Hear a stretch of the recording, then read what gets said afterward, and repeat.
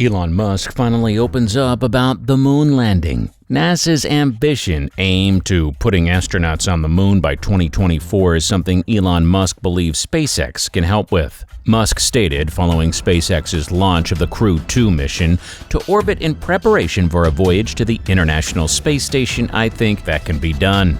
We'll aim for earlier than that, but I believe we can genuinely accomplish this," he continued. "We're developing a large number of rockets and most likely will smash a number of them. But I believe it will occur." NASA awarded SpaceX a $2.9 billion contract for its Human Landing Systems program. According to the agreement, Musk's business would construct a variant of the Starship rocket, whose prototypes SpaceX has been testing near Boca Chica, Texas. However, the last 4 high-altitude landing attempts after the company's successful test flights of Starship resulted in flaming explosions. The Artemis program of NASA involves numerous missions to the moon's orbit and surface in the coming years. It was announced by President Donald Trump's administration and is anticipated to continue under President Joe Biden. Musk emphasized his company's goal of making frequent trips to the moon and other planets, saying it's a great honor to be chosen by NASA to return people there. Nearly 50 years have passed since the last time that people visited the moon. Of landing a man on the moon and returning him safely to the earth. That's too long. We must return and establish a permanent base there. This time, it should be a sizable facility that is continuously occupied. Then, establish a metropolis on Mars to develop into a multi-planetary species and spacefaring civilization. Added Musk, "We want to be a multi-planet species, not one of those single-planet animals." Although SpaceX has not revealed how much it has spent on the project, Musk has previously predicted that it'll cost roughly $5 billion completely to develop Starship. Because Starship development has largely been funded internally thus far, and it's extremely expensive.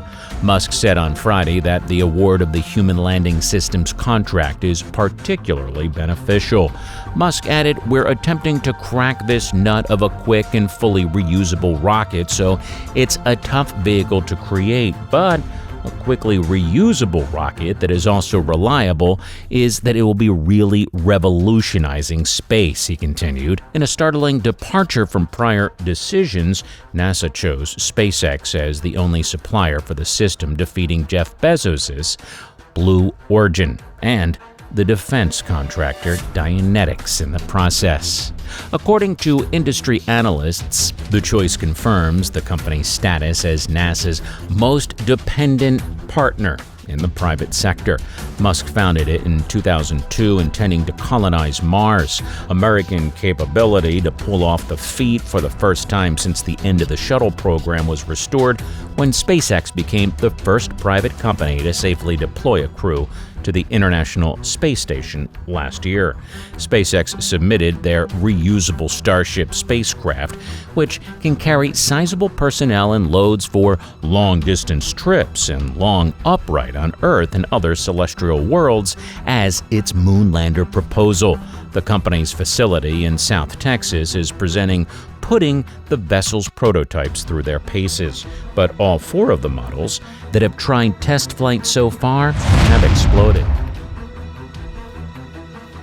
NASA plans to launch 4 astronauts in an Orion crew capsule from a Space Launch System rocket as part of the Artemis program to send people back to the moon.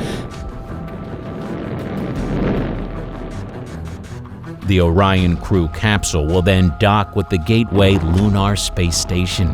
2 crew members will be waiting to board the Starship for the last part of the journey to the moon's surface. Although Watson Morgan stated Orion might dock directly with Starship for the inaugural flight, the plan is for Gateway to act as a middleman. After spending a week on the moon, the astronauts would board a Starship to head back to Earth by way of Orion, a lunar station plan. Separately, SpaceX intends to combine the Starship spacecraft with its own Super Heavy rocket to create the most potent launch vehicle ever launched at 394 feet or 120 meters tall. To test new technologies that will open the door for a crewed voyage to Mars, NASA intends to return to the Moon and create a lasting presence, replete with a lunar space station. Former Vice President Mike Pence pushed NASA to send the first man and woman to the Moon by 2024, but it's likely that under President Joe Biden, the deadline will be loosened. The present administration's stated intention to send the first person of color to the Moon through the Artemis program is another change. Dear Moon Project. Yakusu Maezawa, a Japanese millionaire, is behind the Dear Moon Project, a lunar tourism effort and artistic endeavor. It will use a SpaceX Starship spaceship for a personal space mission that will orbit the Moon once on a circumlunar track. Maezawa, 8 citizens, and 1 of 2 staff members will be the passengers. The flight isn't anticipated to happen before 2023, according to the project's September 2018 announcement. The project's goal is to offer 6 to 8 tourists a free 6-day visit to the Moon with Maezawa. Maezawa anticipates that the space tourism experience will motivate the accompanying passengers to produce something original. Once back on Earth, the artwork would be displayed in order to advance world peace. Maezawa had previously signed a contract with SpaceX in 2017 for a lunar flyby in a much smaller Dragon 2 spacecraft that would have only had room for 2 people and would have been launched by a Falcon Heavy launch vehicle.